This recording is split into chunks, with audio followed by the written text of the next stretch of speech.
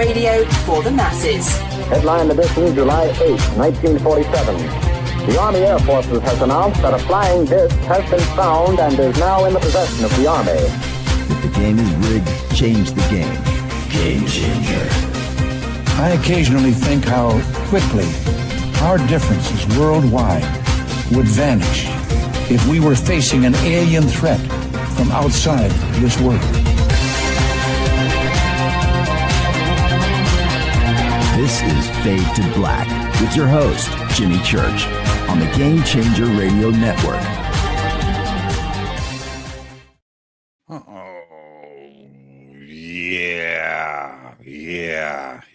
Yeah. Got a new menu up. Hey, how you doing? Fade to Black. I am your host, Jimmy Church. Today is Monday, July 7th, 2025.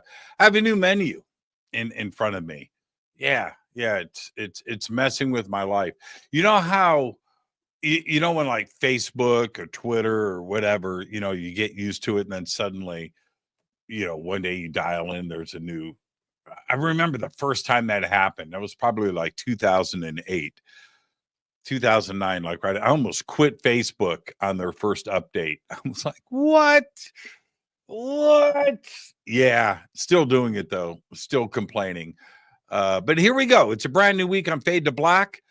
And it's a short week this week. Tonight, which is Monday, by the way, Robert Sullivan is back with us. We're going to be talking about his most researched subject, occult symbolism, tonight. I've been doing this with Robert for 12 or 13 years, and we are going to continue tonight. Tomorrow night is our once a month AMAAJA Ask Jimmy, me speaking about myself in the third person. Ask me anything. That is tomorrow night. Wednesday night, Mike Ricksecker is back. Stargates and Atlantis. Thursday night, we are off air. That's right. I'm out and off filming more episodes of Beyond Belief. Yeah, pretty exciting. Okay, so that's what I am doing on Thursday night and Friday. So there you go. All right. I got to do this once a month, everybody. Once a month, we're going to cut a week of shows short. All right. I have one major event coming up, and that is the Psy Games, August 1st through the 3rd, 2025, out there in Charlottesville, Virginia on the East Coast. And tickets and info and the links for everything that you need, speakers, accommodations, where the event is at, are in the links below. Just click on it, and I'll see you out there for the Psy Games. I wanted to mention really quick before I bring Robert in.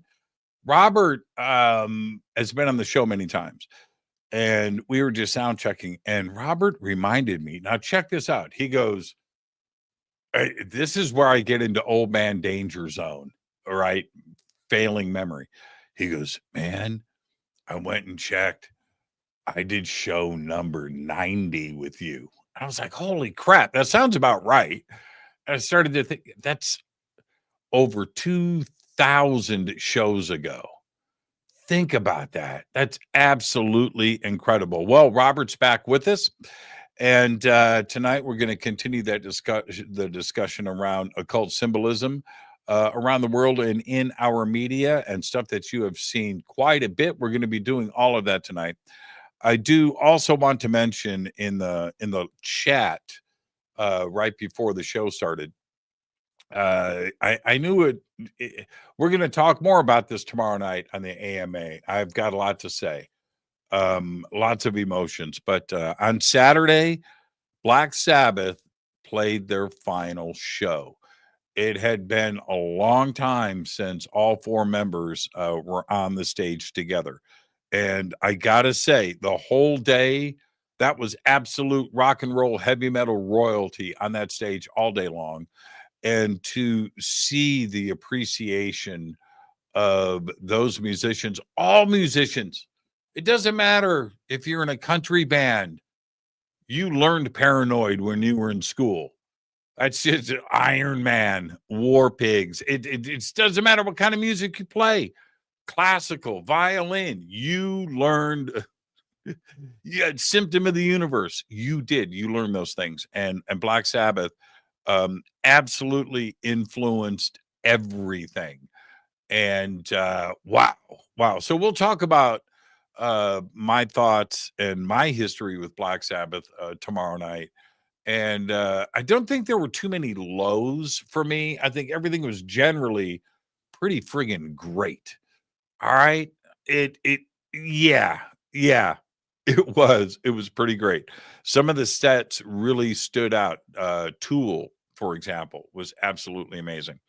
And Slayer and Anthrax, man, oh, just so good. But all of the super groups that were put together, and we were just talking about Nuno Betancourt and Rudy Sarzo. Rudy and I have been best friends for 30, 40 years, a long time. And it just ripped my heart out to see Rudy on that stage doing his thing. And he's been a guest on Fade to Black. Of course, I've been on his radio show, but we've just done so many things together over the years, personally, holidays and all of that, neighbors and recordings. But to see him honor his life with Ozzy on that stage, it was absolutely incredible. And the reception, and Nuno Betancourt, hats off, man. Hats off. Okay. All right. So more about all of that tomorrow night. And one last little note before I bring Robert in. I know this is kind of a long intro, but look at my face.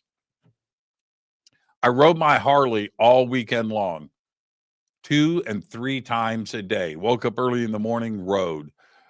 Came home, got some work done, went out in the afternoon, came back home, got some more work done, went out in the evening. And I did that 3 days in a row. I could not get off of my bike. I missed it so much. So that's what I did. I'm absolutely sunburnt, crispy. I am, if you could see, that's the back of my arms. Inside are white. They're just the sunburn. Oof. It's going to be great, though. Yeah. I got color back in my face. Okay, so that's it. Short week this week, but a great week this week. And tonight, Robert Sullivan's back with us. His close circle calls him Rob. And we're going to be talking about symbolism and esoteric themes, not only in cinema, focusing on The Wizard of Oz, but we're going to jump into other films, Back to the Future, Apocalypse Now, stuff like that. And the death curse of Wizard of Oz. We're going to discuss all of that and much more. He is a historian. He's a philosopher. He's a jurist. He's a lay theologian. He's a writer, a mystic, radio and TV personality, showman, best-selling author, CEO, and he's also an attorney. He's got 5 books out. The links for everything are below. And I would like to welcome back to Fade to Black, the one and only Robert Sullivan. Robert, good evening, young man. Oh, you're muted. Unmute yourself. There you go. Thank you, Jimmy, for having me on back on Fade to Black. Yes, I was listening to your intro, and you're right. I can't believe it's been 12 or 13 years since I was first on. I actually remember the very first time, which it is episode 90, and it was actually done on a landline phone back then. So it shows you how long ago that was. And no video. No video. No, this is just a landline phone. Yeah. Here's the thing with thinking about that. I'm now in a very enviable position of having an excuse of forgetting shit. Okay. Oh, I've done too many. I've done too many shows. Too many shows. So I have people come up to me and you know what? I'm just gonna say it. People come up to me and go, man, that show we did on Fade to Black, it was just amazing. Right. And I'm standing there like, who are you? Right. What, and I need, and I play it off. I don't say, who are you? I'll play it off. Yeah, that was a great show. What did we talk about? Oh, my book. And I'm just trying to get to who this person is. I have an excuse. I'm old and I've done too many shows. You know, how great of a position is that to be in? Right? That's that. Yeah. I've got an excuse. Wow. Yeah. And to It's think that good. you've been with us since the beginning. It's good. I have a similar excuse. Of course, I can't remember everything. And my God, I mean, over the last 13 years, I've been on so many shows. I couldn't even dream of conjuring, the names of them all. But like you're right. I mean, I can't remember either. And, I guess for me, it's a little bit where like you walk into a room, you go into your kitchen. It's like, oh, what did I come in here for again? But it just, happens when you get older. Okay. I've had some memory issues lately, nothing extreme, right? But the memory issues for me is more about paranoia or a Pandora's box. Like, oh, this is it. It's starting. I'm starting to lose my memory, right? And then today, I had a roommate in 1984 for about 2 weeks before he got kicked out of the house. Okay? We voted him out. That's another story. I haven't thought about him in 40 years. Didn't know his name or anything. And for some reason today, making coffee, he popped in my head and his name. And I was like, oh, whew, my memory's still good. Yeah, it was weird. Yeah, it works funny like that. Yeah, it just came out of nowhere. I don't even know what stirred the memory, but it was a sense of relief for me that, my memory's fine. Yeah. Yeah. No, I don't worry about it. You don't? No, I do, man. I do. You don't take what's that? What's that? Binkaloba. What's that? Japanese herb that everybody takes for memory? That I don't know, but my memory's pretty good. Knock wood. So okay, all right. Well, I'm going to test you then. I'm going to test you. What's my middle name? No, I'm kidding. Yeah. That was a low shot. Here, let's actually hit the ground running. Ginkgo. Thank you. It's ginkgo biloba. Yep. Oh. Yeah, you've never heard of it? No, I don't know that one. Yeah, it's called ginkgo, and here's the last one, biloba. What did I say? I said something. But anyway, I tried taking that many decades ago when it was like that, and it just gave me the most gnarly headache. So yeah, I took it for like one day. I was like, no, and it's not working for me.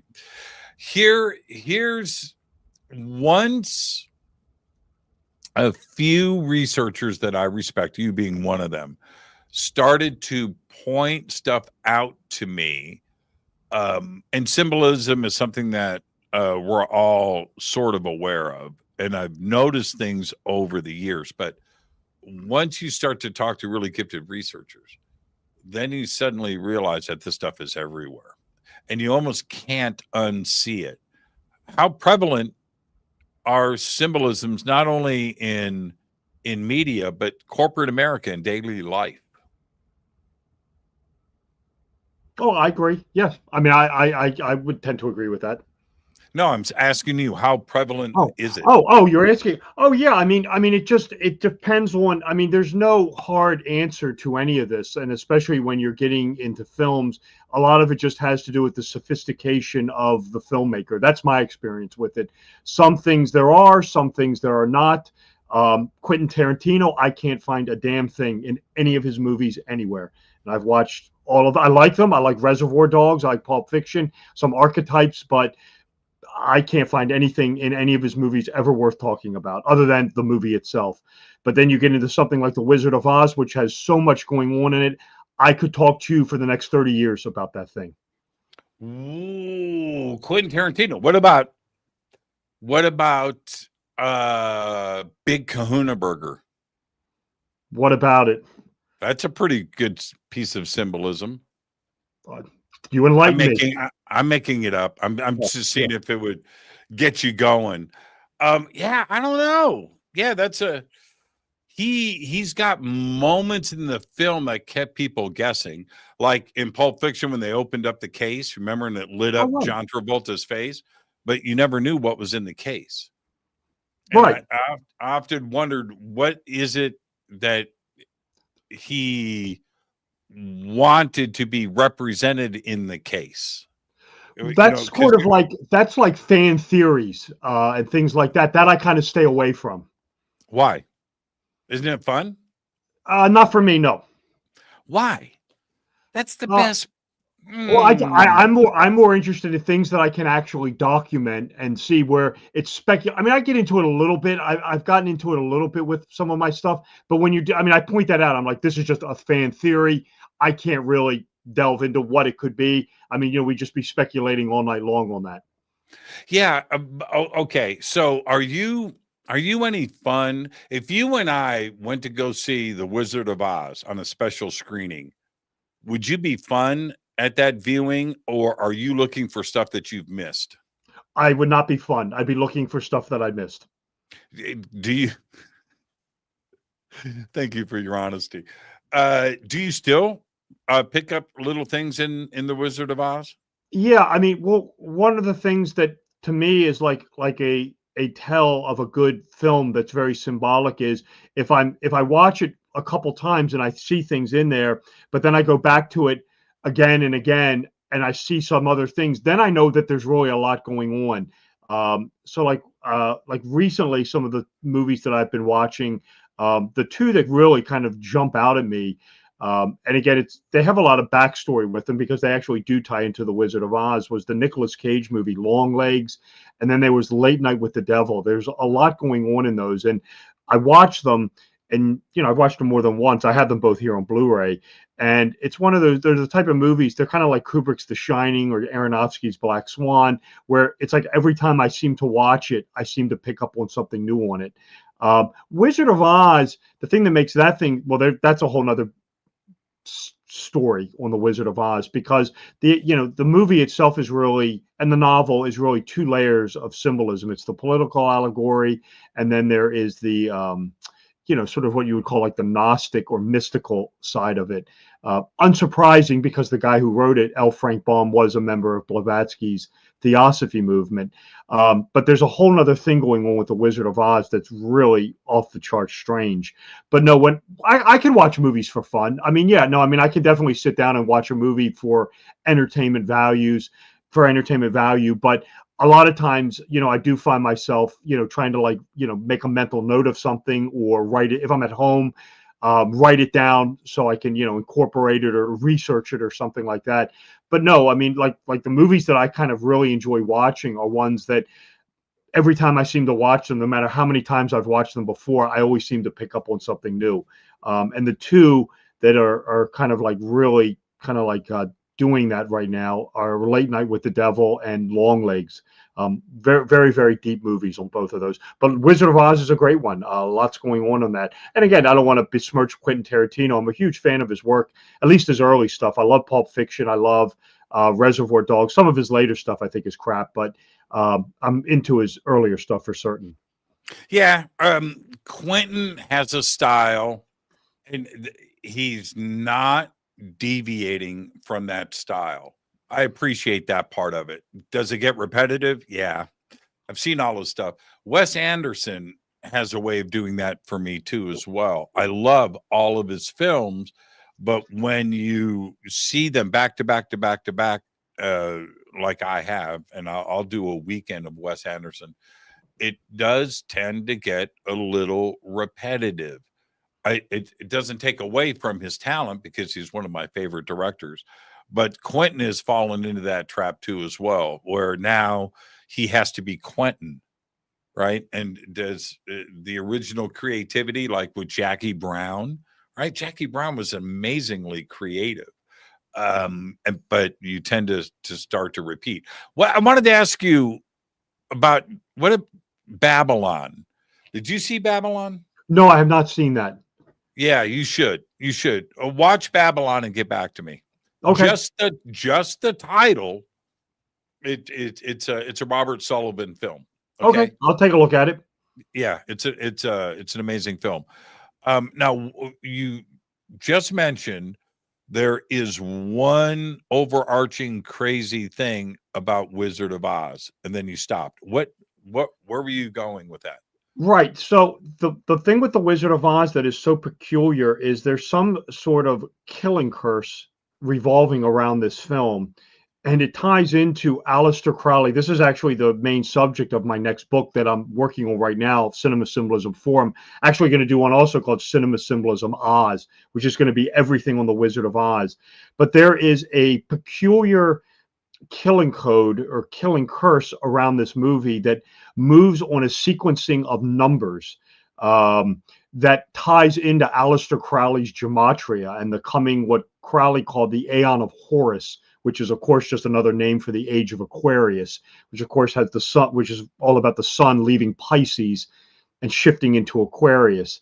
And there is a sequencing of numbers that Crowley designates and sort of gives us hallmarkers as to when you will start seeing this. And they tie into what Crowley called the New Age sun god. And he gets into how this god is pretty vicious and it's is a death machine and things like that. And it's very, I can explain it, but it's very, very intense and it's very, very long to get into. It's no. Take care. This you've got my attention here, Robert. So right. when you say death curse, is that a curse that happens after viewing the film, or is it suggesting something during the film? It's neither really. It has to do with a sequencing of numbers. This thing operates on numbers and numbers only, and it designates a couple of them. And you have to be familiar with Crowley's gematria. And if you look back in time, going back to about 1939, and actually the number 39 is an interesting number as well. A lot of the tragedies that have occurred since then, including World War II, and again, this is all in my new book, are including and using this Crowleyan gematria, these numbers that Crowley generated, where Crowley basically is saying, the old age of Pisces is ending, the new age of Horus or the age of Aquarius is starting. And when you start seeing these numbers pop up, you know that Pisces is over with and Aquarius is, or what Crowley called the Age of Aquarius, the Aeon of Horus. It's the exact same thing, that this new age is starting. And he gets into obviously the sun god of the Age of Pisces is Jesus Christ. He says that's going to be gone. And he says the new sun god is this thing called Heru-Raha, which is this new manifestation of the sun god Horus. But then he says something very interesting. He says, well, this changes very quickly. He says, and Heru-Raha morphs into this androgynous god, which a lot of people in the world of conspiracy will know, which is called the Goat of Mendes. It's also known as Baphomet. And he gives this thing a number, and its number, believe it or not, is 77. And he says, essentially, when you start seeing this number turning up, basically, the Age of Horus is here and the Age of Pisces is over. And he gives some other numbers. He says one of the things that he gets into is he says that associated with this new age is this grand curse. And this thing operates through this killing curse. And he gives this thing the number 42 of all things. And he dubs this thing. He says the killing agent behind this thing. He calls this very demonic entity called the Dark Mother, is exactly what Crowley calls it. And he essentially says, well, if you see murder and death happening in the name of this sun god 77, he says keep an eye out for this other number. You'll start seeing that popping up as well. And then you start looking at other Crowleyan numbers, such as the number 93, which is, of course, Crowley's equivalent for do what thou wilt shall be the whole of the law. This is the mantra of the New Age. You'll start seeing that number popping up on uncannily amount of times. It's very peculiar. One of the things Crowley talks about in his work that is also, he talks about this 120 years ago, but what is so strange about it is everything he talked about is now coming to pass. And everything he talked about, people used to make fun of, myself included. But now everything he seems to be talking about is actually coming to pass. And one of the things that he specifically says this, he says one of the things that you're going to notice is when the new sun god, this Baphomet takes over, and the Age of Horus or the Age of Aquarius is here, is he The says number 77, God. well, one of the things, yeah, that's correct. He says one of the things he says there is two things that he says at the very early stages of this sun god. He says there are two things that you're going to start seeing that aren't going to have happened before. He said you're going to start seeing something called transgenderism. He said, and that is where men start to believe they're women. He says, and when you see that, that's not the word he uses. He uses words like epicene. That word wasn't available to him back then. He says, but when you start seeing men acting like women or believing they're women, he said, that is the worship of this new sun god. And he also says there's another form of worship that this thing likes, and that's environmentalism. Global climate change worry. He says these are the two real hallmarkers of when this new sun god is taking over. And he says, but keep an eye on these numbers, because if you go back in time, you'll really essentially till 1939, that's when you see these numbers start popping up. But here's where this becomes really peculiar. Is a lot of Crowley's numbers, and this is me speculating here a little bit, I have to point that out, is Crowley's numbers sync with The Wizard of Oz, the actual movie. And this seems to be unknown to Crowley. This is not planned out. One of the things that makes this thing so bizarre and so creepy, and this is where I'm speculating a little bit here, is I am convinced that if it was just these numbers turning up around these tragedies like 9/11 or the Kennedy assassination or the death of Princess Diana or Columbine or things like that, I would be willing to say, yeah, it's Crowley, no problem. But what makes this thing so utterly strange when you look at it, and this is by far and away its most macabre aspect, when you look at these tragedies and when you look at these deaths, buried in there somewhere will always be these little references, what I call allusions, references, citations, call them what you will, to the actual Wizard of Oz movie. It's very creepy. I am somehow convinced, I've convinced myself, or not, maybe that's not the right word. I'm convinced that there must have been some sort of death curse or something placed on the author of The Wizard of Oz, L. Frank Baum. And it never took root. And the reason I say that was I say in the book, I believe it ties into the Native Americans, to the Native American Indians, because if you're familiar with L. Frank Baum, this is, of course, the guy who wrote The Wizard of Oz. In the late 19th century, he actually called for the genocide of all Native Americans. And I'm convinced that there must have been some sort of killing curse put on him, but it never took effect, because Baum seems to not be affected by this or his family in any way. But somehow or another, this curse latched on to Crowley's numbers, to this new age. And whenever these tragedies are occurring, not only are they using Crowley's numbers, but they include little citations to The Wizard of Oz. It's very peculiar. And one of the key things to understanding this, and this is, again, one of the things I talk about in the book, this is Cinema Symbolism 4 and Cinema Symbolism Oz, is how Crowley's numbers actually sync with The Wizard of Oz. And the two big numbers in all this is this number 77, which Crowley when is this visible in The Wizard of Oz? No, in the movie it's nowhere. It's nowhere in the movie. You will not find it in the movie anywhere. It is a actual events such as 9/11 that are incorporating Crowley's numbers that sync to The Wizard of Oz. So you will find Wizard of Oz references in tragedies going back to essentially 1939. And the key to this, you won't find it in the movie. You won't find it in the movie at all. Now you'll find occult themes in the movie, but this exists sort of outside of the movie. But if you start going back in time and you look at a lot of these tragedies, you will find these little Wizard of Oz allusions in there. It's very creepy. And again, what makes it so bizarre is, unbeknownst to Crowley, a lot of his numbers sync to The Wizard of Oz. And the two biggies are this number 77, which is the number of this New Age sun god, Baphomet, which, if you read Crowley's work, Crowley actually calls this thing Oz, O-Z. And the other big number is the number 42. This is Crowley's kill number. That syncs to The Wizard of Oz because the number 42 ties into the rainbow, because human beings can only see rainbows at 42-degree angles. And again, when you look at these tragedies going back in time, these numbers 42 and 77 will routinely turn up at startling levels. The number 77 seems to be more out in the open. That one's a little more easier to find. But that kill number 42, this dark mother entity, whatever you want to call it, kind of like hides in the shadows. She's more harder to pick up on. But if it is this kill curse, those numbers must be present. I cannot, if those numbers are not there, it is not, this has nothing to do with anything. And you get into things like using gematria and ordinal values of numbers and dates.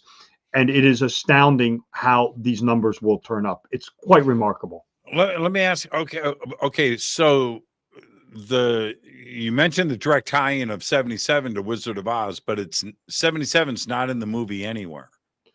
Right. You won't find it in the movie. Well, okay. Hold on. In the movie. Okay, hold on. Just so I'm understanding. Got you. So if you're not familiar with Crowley and you're not reading his stuff, then the Wizard of Oz is harmless and you wouldn't see the connections or the allegory. Correct.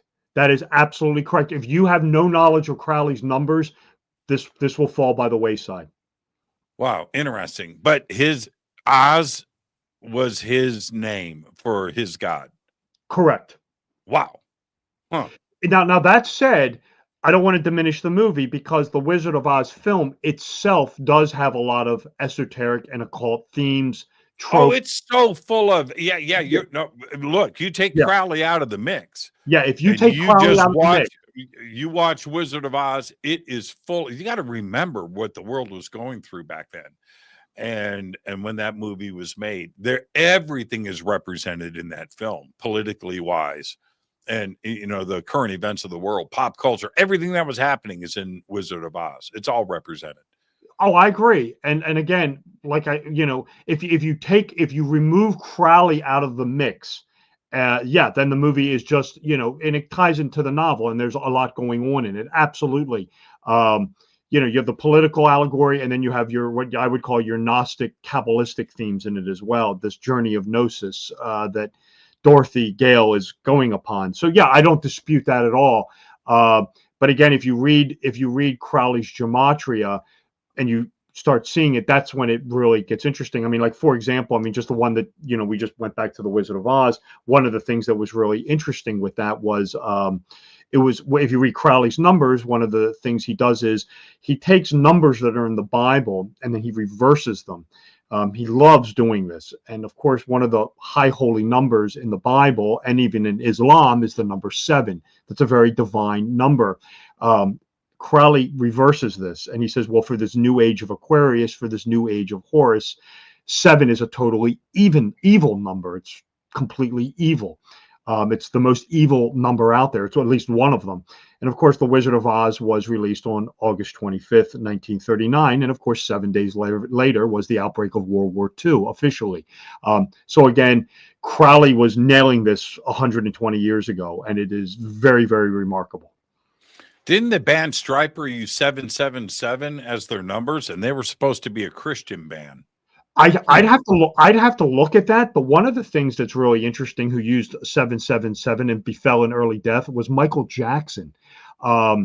And he actually went to a psychic, and this is very interesting with Michael Jackson. If you look at some of his later albums, he uses the number 7 and 777 all over the place. And it's interesting you bring up the number 777 because Crowley gives that a value as well. And he says that's one of the most evilest numbers out there.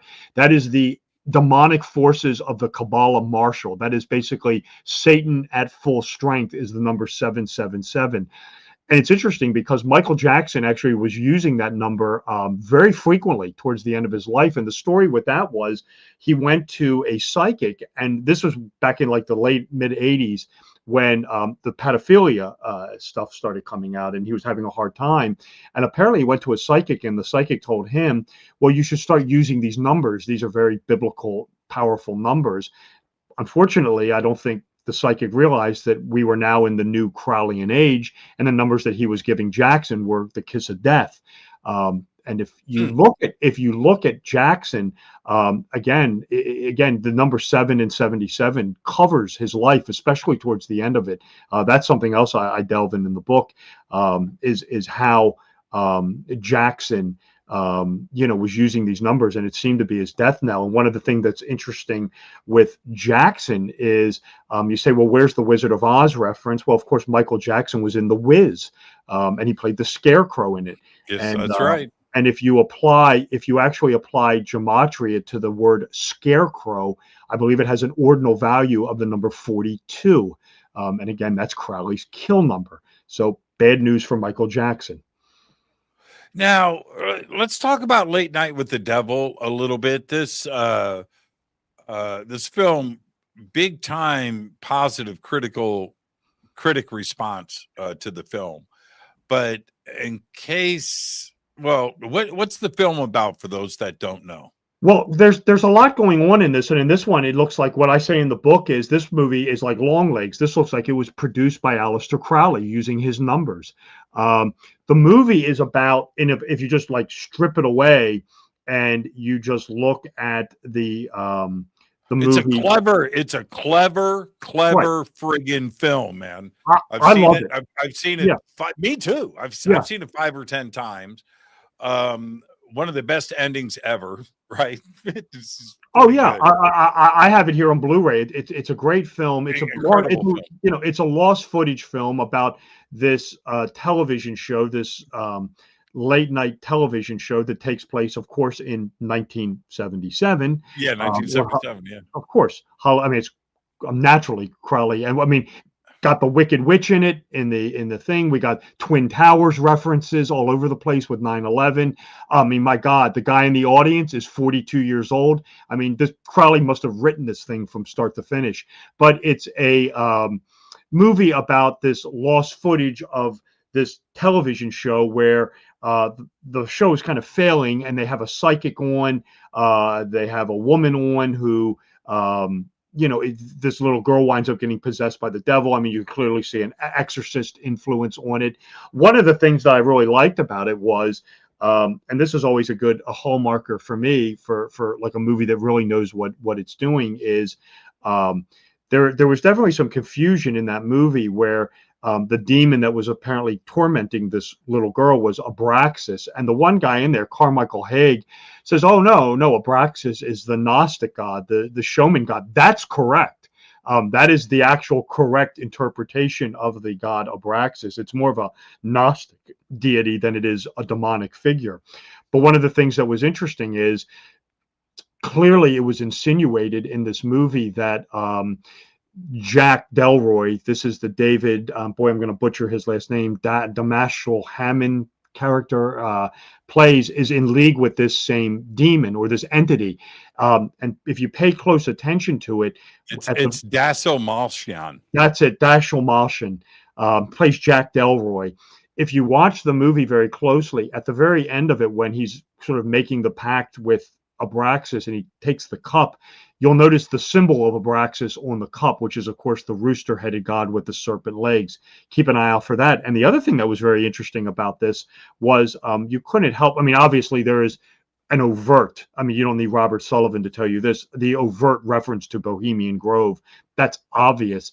But one of the other things that's very interesting I found in that movie was if you were looking at the ritual and you were kind of looking at the set design. Oh, and by the way, are we talking about the Wizard of Oz? How Jack is sort of this duplicitous wizard-like character. The set is the rainbow, by the way, upside down. Very, very interesting. But if you look at it, you clearly see the devil in there. You see the skeleton, and you can't help but think of Skull and Bones and sort of the rituals that they use, because they involve the devil and skeletons as well. And what was interesting about Late Night with the Devil was it was released on March 22nd, which is, of course, 3/22. So you couldn't help but think of maybe a Skull and Bones influence on that one. But I loved it. I loved Late Night with the Devil. I have it here on Blu-ray. Very, very, very good movie. What's great, it is full of symbolism, by the way. Its intention was symbolism from the word go, but it's an excellent script. It's a very original screenplay and idea. The special effects for a movie like this, top notch. All of that is great. The look that they captured of late night TV in 1977, spot on the money. It's just it's a great film, and you're not full of symbolism, but man, I like originality, and you don't see what's coming in this film, scene after scene after scene after scene. It's so when you watch it for the first time, it's totally unpredictable. You don't know where it's going. Oh yeah, I very much liked it. And the other thing I just throw in with Crowley is the movie's 93 minutes, and of course that's Crowley's mantra: "Do what thou wilt shall be the whole of the law." Oh yeah, clearly. I mean, the Christou character is obviously sort of like a Uri Geller, Criswell type character. The Carmichael Hay character is clearly based on the Amazing Randy. Yeah, he's great too. He's so good. Yeah, and obviously the one guy is obviously supposed to be an Anton LaVey stand-in. But no, I love the movie. I thought it was very, very good. I would highly recommend it. And, if you're into horror or suspense and lost footage movies, yeah, I mean, I loved it. I loved it how they made it feel like 1977, had that definitely late 70s vibe, which I remember. I'm sure you do too. Very good movie, and like I said, one of the things that I liked about it was, again, it has this very Ozian vibe to it. Now, let's get back to the number 42. Mentioned it a few times tonight. When I see the number 42, I automatically go back to the Hitchhiker's Guide to the Galaxy. Yeah, I don't know why. Yeah, I mean, I don't know why it's in there. I only apply it to Crowley because, I mean, if you read Crowley, he will tell you over and over again, this is the kill number. This is the death number. This is the great number of the curse. Be careful of this number. Yada, yada, yada. And again, when you look at these tragedies, that number 42 is all over the place. And I don't know, my take on it is more of a Crowleyan number than anything else. But I'm aware of the thing. But maybe that's why it's in Hitchhikers. Yeah, I mean, it could be. But if that is the case, then you'd be foolish to put that in because that's not a number you want to play around with. So what's the deal with the number 42? I know you said kill number, but what's the meaning behind it? Why 4 or why 2?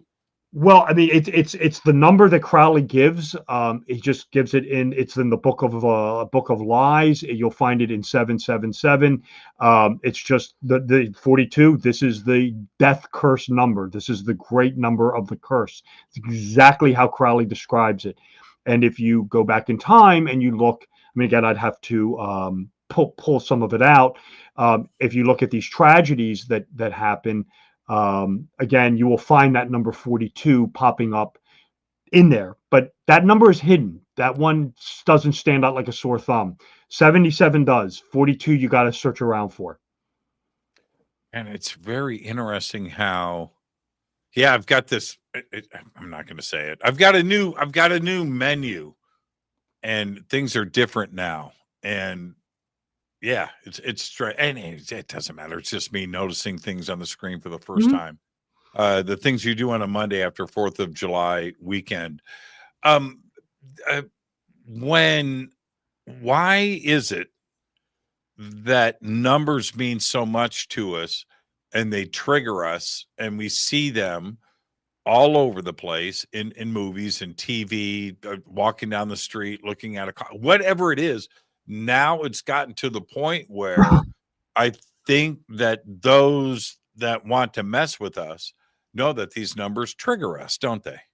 I don't know if trigger's the right word, but they're definitely important because one of the things that I think that is, when it comes to numbers, and I've said this, I think I may have said this on one of your past shows, but I've said it on other shows. Oh, and by the way, I should point out, it's very appropriate. We're talking about the number 77 today because, of course, today is July 7th, 77. So, of course, very appropriate to be talking about this. There's no ambiguity. There's absolutely no ambiguity. I mean, especially when you're tying it with Crowley. I mean, you can find the number, you can pull out 777 and look it up and find out exactly what it means. I mean, it's not open to speculation where, some of the movies like Wizard of Oz, they're multi-layered. So you can talk about the political allegory, you can talk about the Gnostic allegory, you can talk about alchemy in movies like Black Swan. But whenever a number pops up, that's usually unambiguous. I mean, and there's very little room for doubt at that point in time.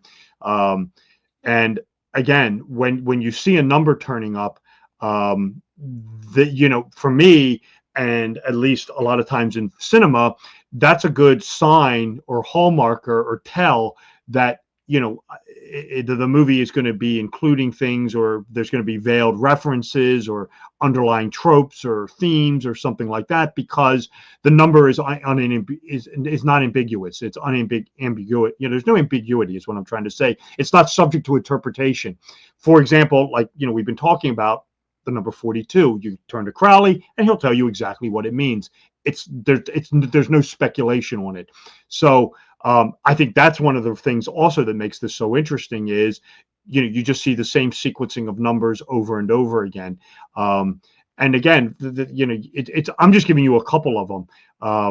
77 is a big one. 42, 93, the number 7, the number 9, the number 11.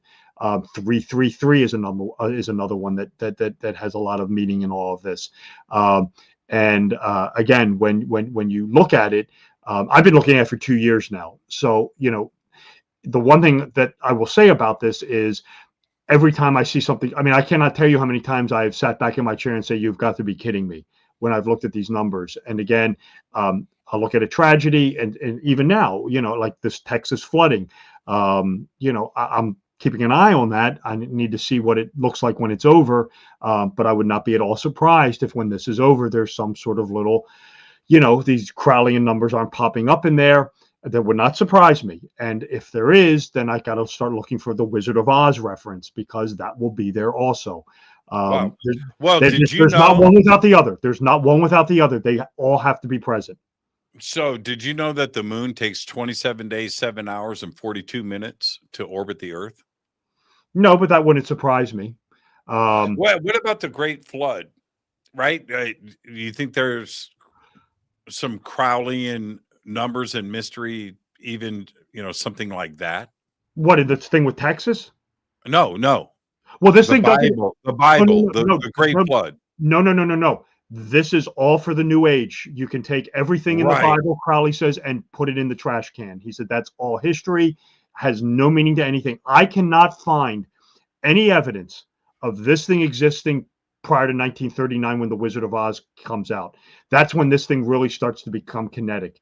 And one of the two things I'll say is, I'm lying there.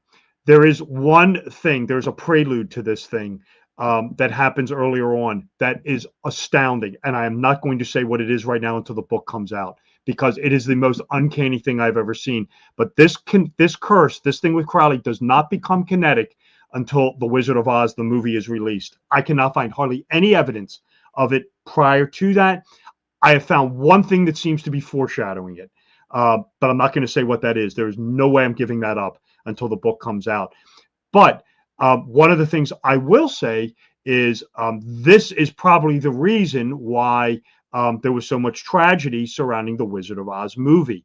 I believe it relates to this thing. I mean, Judy Garland had all kind of problems. Margaret Hamilton, who was the Wicked Witch, who is, of course, your prototype, your archetype for the Dark Mother. She almost had her face burned off. Her stunt double got hurt. Of course, there's the story with the hanging Munchkin, which probably is true. They have done everything under the sun to edit that out. If you go back and watch the early versions of The Wizard of Oz, the ones that aired on TV and the old video cassette, you will clearly see that thing hanging there. Now they've digitally removed it. It's a stork now you'll find there. But I'm not at all surprised. I mean, I've always heard that was a wives' tale, but I believe that's probably true. But a lot of the tragedy surrounding The Wizard of Oz, I believe, is this curse. And again, one of the things that's very interesting with this was, if you just look at the movie, when the Wizard of Oz came out, the two big movies that came out in 1939 were The Wizard of Oz and Gone with the Wind. And when it came time for Oscar time, the Wizard of Oz won a couple, but Gone with the Wind won most of them. Interestingly, they were both directed by the same guy, Victor Fleming. Now, I know The Wizard of Oz had 4 directors, which is something entirely different, which also has significance. But they lost to Gone with the Wind. And the Oscar ceremony that year for 1940 was held at the Ambassador Hotel. Well, who got shot at the Ambassador Hotel several years later? Well, that would have, of course, been Robert F. Kennedy. And he was only 42 years old at the time. No surprise. Again, and this is the way this thing works. It is a sequencing of numbers. And once you start seeing them, the floodgates will open and they will be all over the place. You mentioned 333 earlier. Mm-hmm. Why 333? If you read Crowley, he designates that as a demon. That is a demon that is the 333 is the number of a demon known as Corazon. And that is a very, very, very vicious entity. You want nothing to do with this thing. It's known as the dweller in the abyss.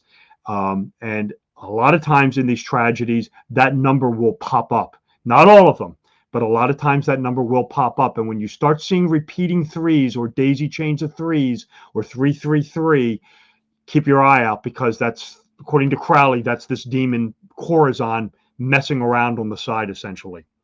When did occult symbolism start to pop up in culture? Great question.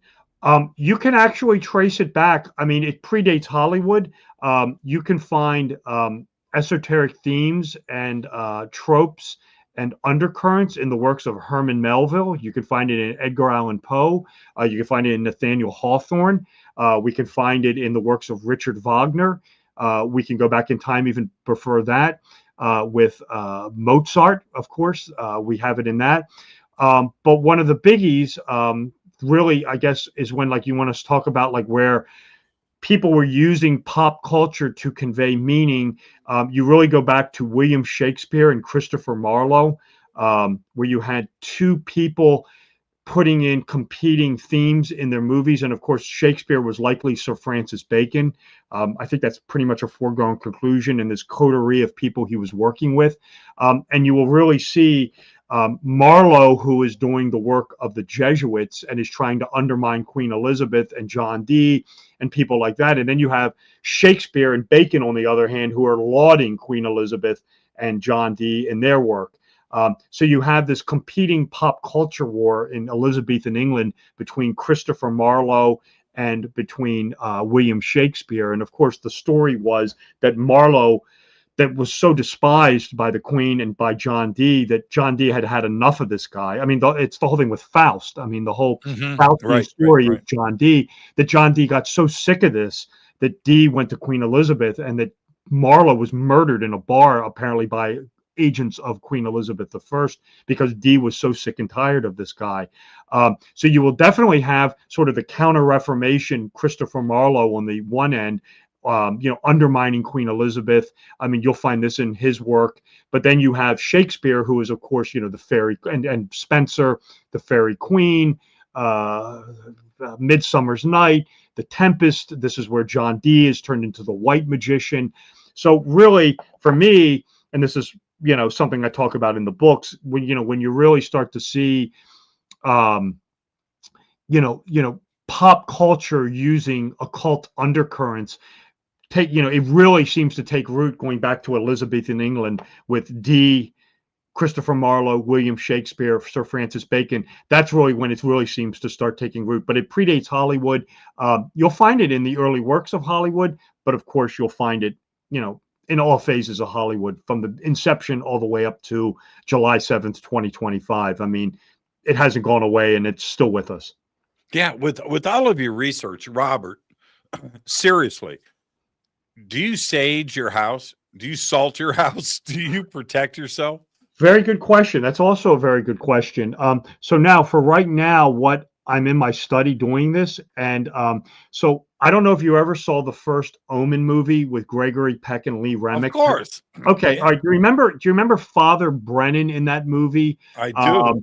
Right. Remember his little ratty apartment where it was covered with the walls with the Bible. Remember that? Yeah, with the Bible Okay. pages. Yes. Right. So my study right now, I have a lot of historical artifacts and collectibles, but now I have a lot more Wizard of Oz items, because I believe the Wizard of Oz items is like keeping this thing away from me, if that makes sense to you. I have Wizard of Oz stuff all over the place.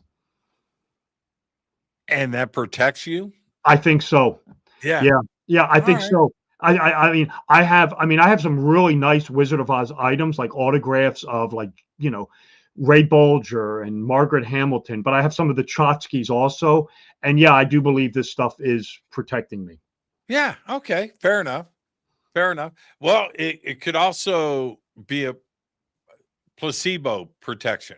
As long as you believe it protects you, then it protects you. Well, here's the thing also with it is a lot of times, like the Wizard of Oz, like I said, it can be a very negative thing, but I've come to believe that I'm kind of the guy exposing this. So I feel like, this is sort of like a protective talisman for me almost. And yeah, I mean, it's not festooned. It's probably an exaggeration, but I do have some Wizard of Oz collectibles that, again, I believe are kind of like keeping this thing a little bit away from me.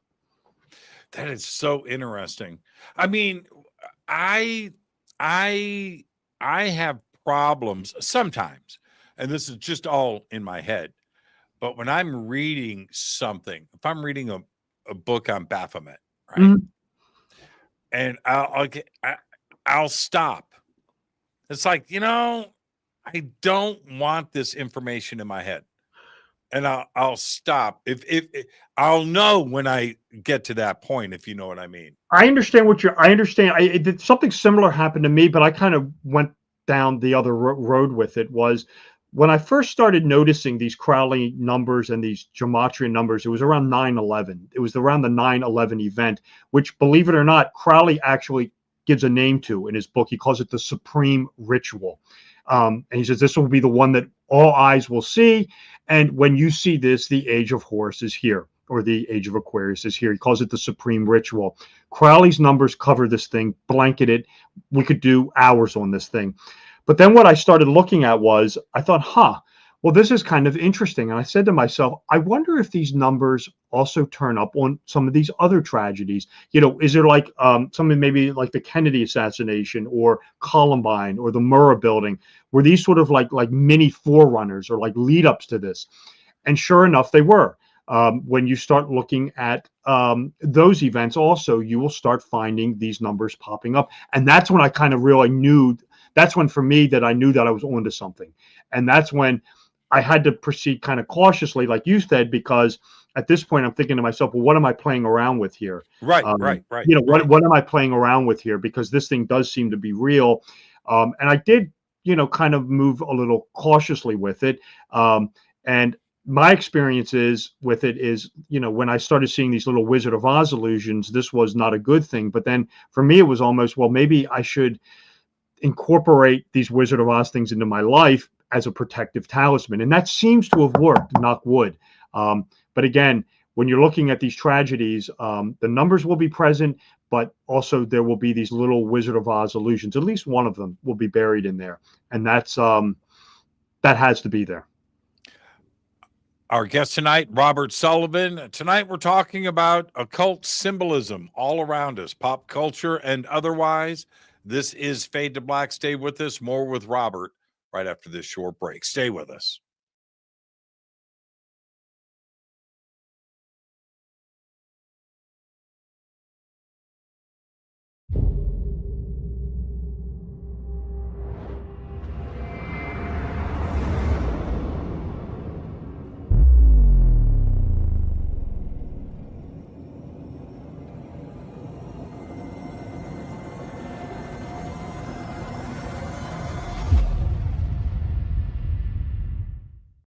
Subscribe to our YouTube channel to get your alerts and access to over 2,000 videos. Click that subscribe button right now.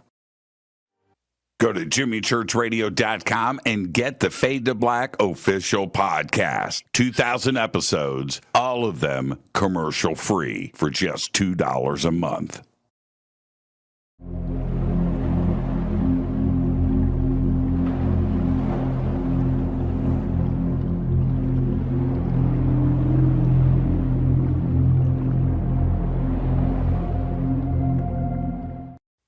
Watch Into the Vortex on Gaia TV. It's Fade to Black for the screen. Simple to do. Go to Gaia.com, search Jimmy Church, or click on the link below.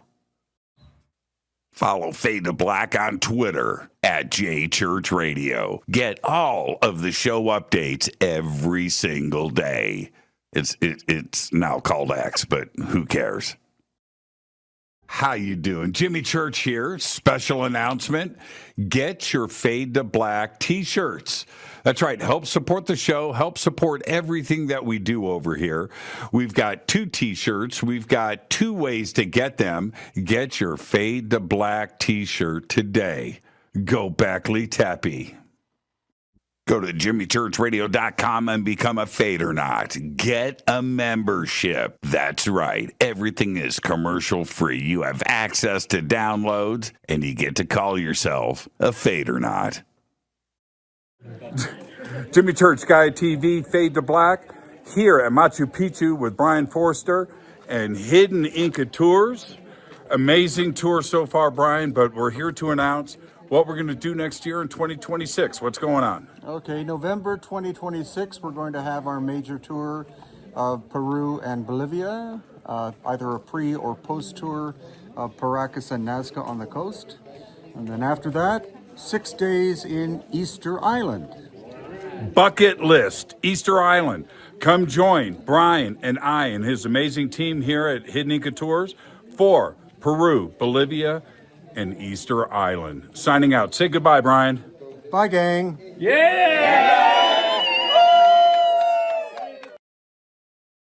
River Moon Coffee, makers of the Fade to Black blend. Truly the best coffee on planet Earth. Just visit rivermoonwellness.com or their Amazon store. It's all simple to do. You can check out the Fade to Black blend, the Game Changer blend, or any of their Black Moon Wellness products. It's the only coffee I drink. It is the best, and it's Doc. Again, rivermoonwellness.com.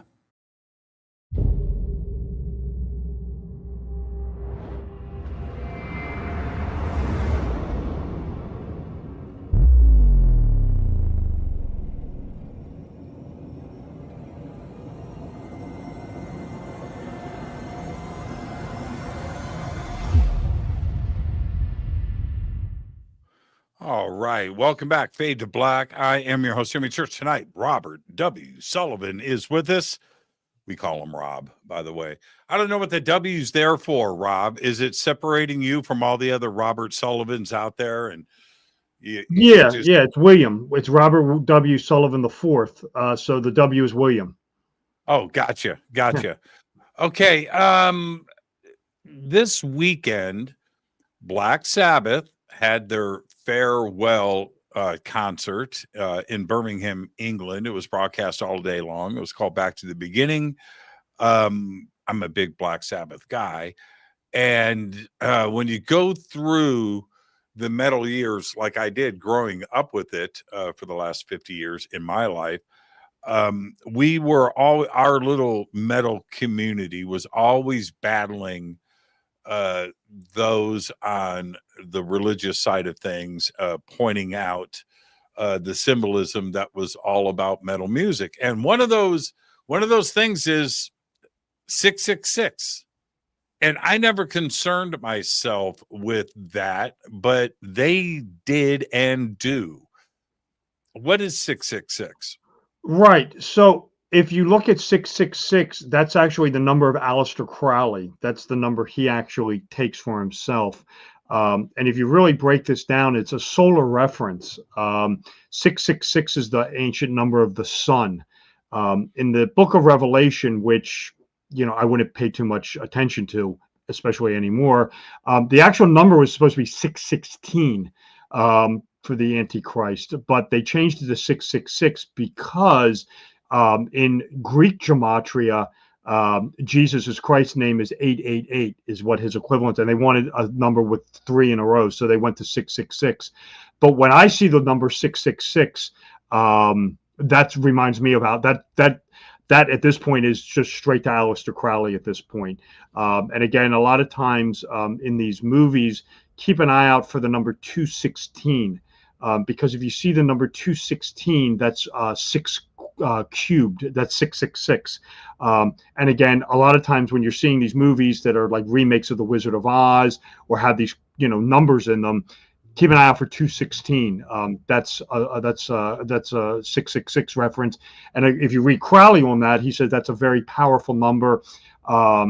He says it's a solar reference, and it draws women to you. He said that's probably one of the reasons why he took 666. But he says if you see the number 216, he said that's a woman magnet.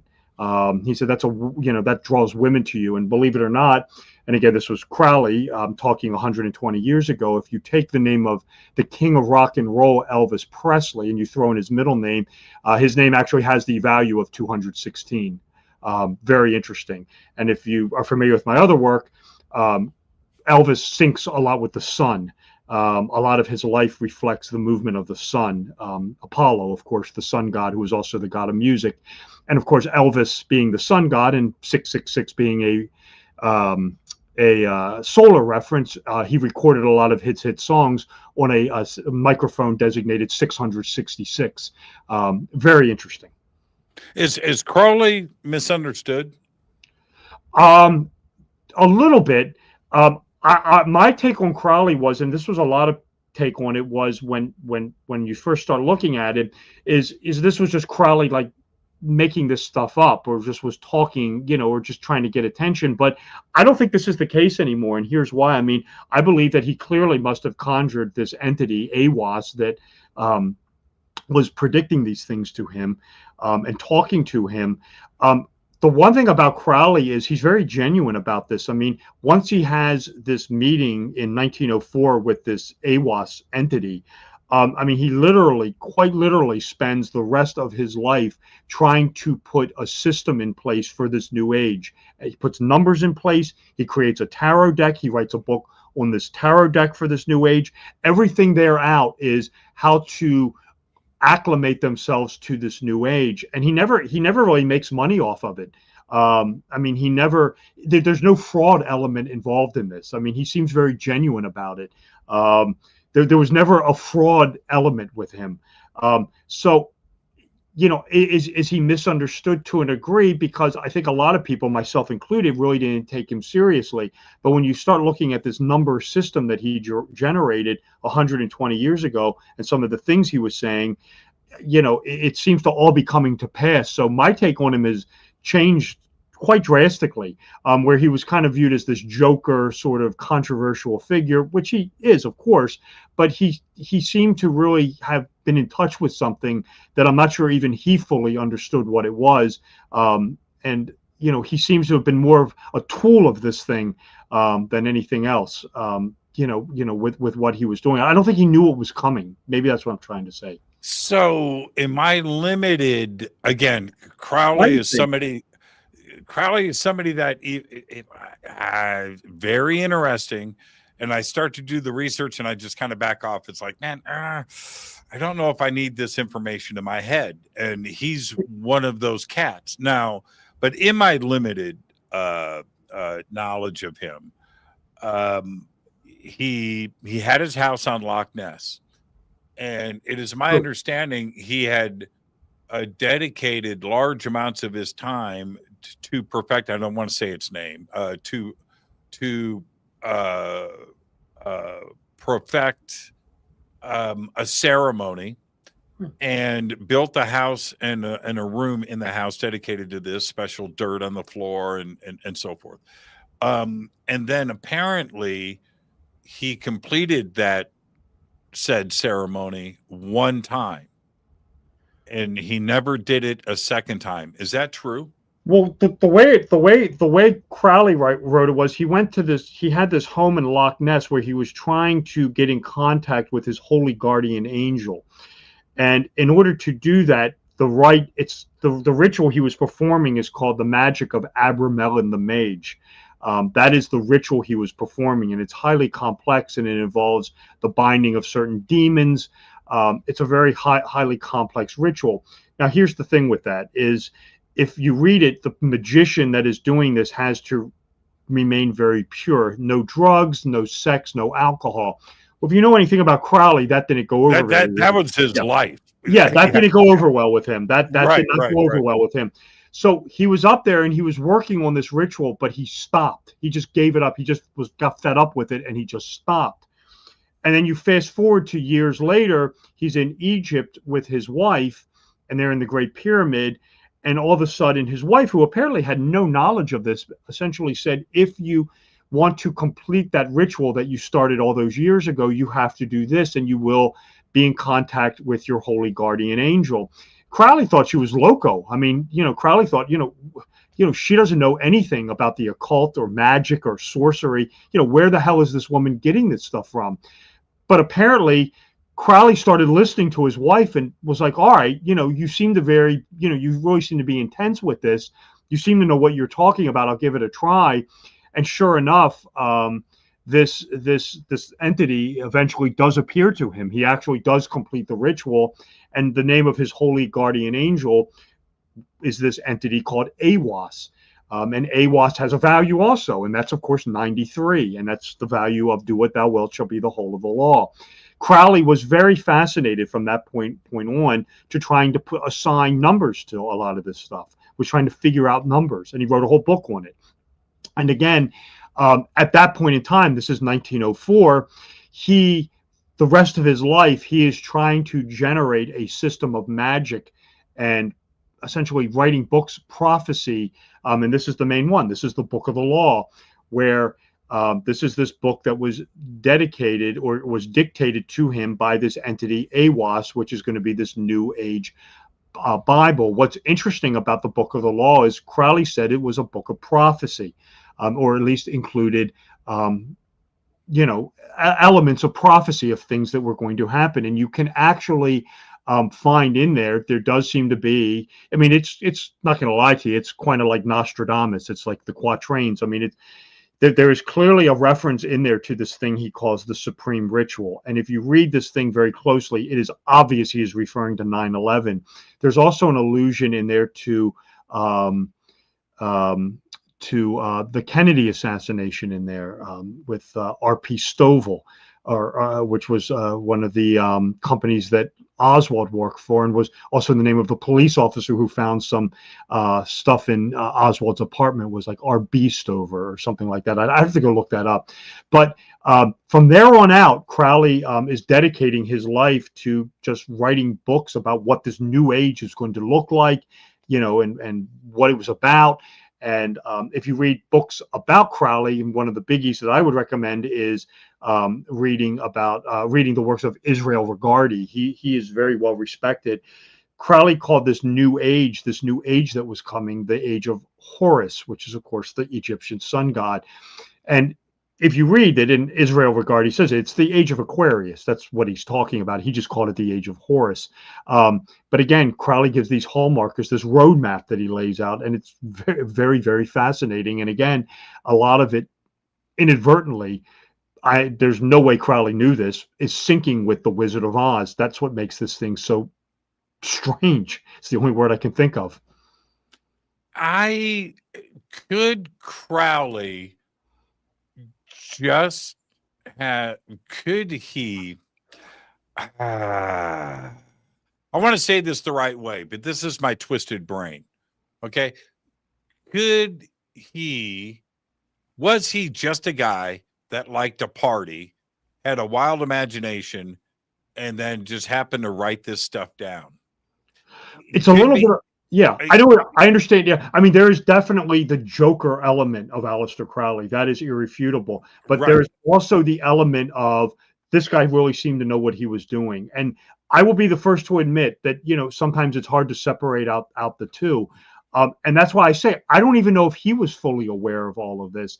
I have pored over Crowley's works, and there is absolutely no reference anywhere in any of them to the Wizard of Oz. I mean, there is no evidence that he knew L. Frank Baum or these books or anything like that. But what is so peculiar about this is he generated this system of numbers, and a lot of them, not all of them, but a lot of them sync with this movie. And, I don't know why that is, but it is real. And there is like I said, there is one thing that I am holding back that if I were to tell you, and if I were to go through all this with you, you would have no doubt about it. I mean, I speak about it because I've been examining it for the last 2.5 years. I mean, Right. I have zero doubt in my mind. I mean, it started with me was trying to debunk this thing. I'm looking at it with 9/11. I'm thinking, okay, here are all these numbers. Let me see if I can't find them again. And sure enough, it's like the guy said in the Omen, the best is yet to come. I mean, here they are again. Here they are again. Here they are again. And you just start reaching a point where it's now it's not a coincidence. And if I don't see these numbers, I'm going to be surprised. So my initial reaction was kind of like, to debunk this thing, but it was just too startling, too over the top. I've been looking at it for 2.5 years. There is no doubt in my mind. I mean, I'm talking zero. I mean, I like, my first book was the Royal Arch of Enoch. I like the Masonic symbolism. We talk about some of my other movie books like, Alchemy and Black Swan, The Shining, The Repetition, The Moon Landing. This thing makes all that other stuff look like a walk in the park. This is by far and away the most fascinating thing I have ever looked at in my entire life, without question. Everything else is child's play to this thing. Well, where does the information come from? Is it channeled? What comes first, the numbers or the event? Or are they tied it, or is it pure prophecy? Is it coming from consciousness or the connected universe? So it is a killing curse that moves on numbers, and these events will incorporate these numbers. The problem with it is I've tried doing that.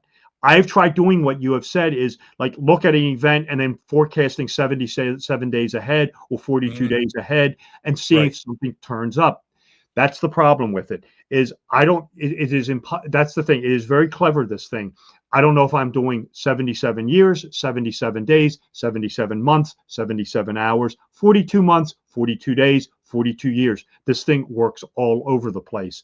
And again, but when you start breaking it down, and it's like Nostradamus, and I really hate to use him as an example, but it's easier to see looking back at it than it is to predict it ahead, because I don't know what I'm dealing with. I know the numbers, but I don't know, like I said, if I'm dealing with 77 months, days, weeks, or years, and it can be any one of those. Again, the one thing I'm keeping a very close eye on is this flooding in Texas. It's people say to me, "Hey, do you think there's anything with this?" I don't know yet, because I have to see how this thing plays out, and it's not finished. And again, if this Texas flooding is this thing, these numbers will be there. If these numbers are not present, it is not it. These numbers must be present. So I have tried predicting it out, and I haven't had too much success with it. But if I look at an event and I start seeing those numbers pop up, you'll start seeing other stuff. Like it's like a floodgate opening. Then you may start seeing the number 42. However, in all of these events, in all of them, there will be this little Wizard of Oz illusion in there. That must always be present. That has to be there, or it's not it. And again, you just 9/11. I mean, I'm just going off the top of my head, a couple of them. Columbine, the Murrah building.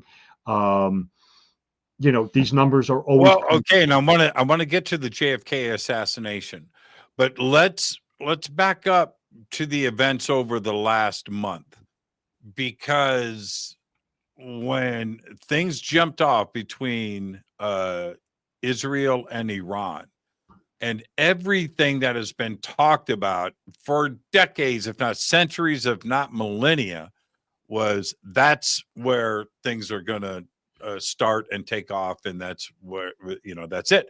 And when it did start to unfold, Robert, I sat back and go, okay, well, now we can watch the religious and conspiracy theorists, start to light up Facebook and social media, and connecting the dots with all of the biblical prophecy and others over the years. But then the events kind of died down. Did you look into that? Was there anything that was telling there, or did it lack something and it didn't fit the historical narrative that we were starting to expect? The dogma was playing itself out, wasn't it? Right. So like with the Ukraine war, and with like the thing with the October 7th, that's still playing out. So like that's one of the things, like in my next book, like I have a note on that, like to look into that, but I haven't really looked at it hardcore of late. And not the current 12-day flare up. No, I haven't examined it. I haven't applied any numbers to it. It's like a list of my things to do. It's on my to-do list. The one thing, I mean, it's like when what is happening is if every event that like was popping up, if I were to stop and start analyzing it, I'd never get the book done. So what I'm doing right now is just like making like a laundry list of things that I'm looking at, like to go back and look at. The last one that I kind of looked at was one that like where it was somewhat recent. I think it was like a year ago, or maybe even 2 years ago now. Was, I don't know where you are, but I'm here in Baltimore, and we had the boat, the ship crash into the Key Bridge, and it collapsed the bridge. And again, this was something that I knew, I sat up in my chair when I saw it, and I thought, okay, is this thing playing out? A couple people died over it.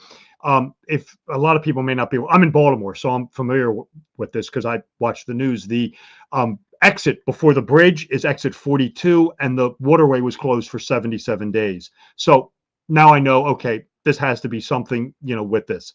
That's the kind of things I'm looking for. So what I'm looking for, like this thing with Iraq and with Ukraine and hey, Robert, Israel. keep your hand down. Oh, sorry.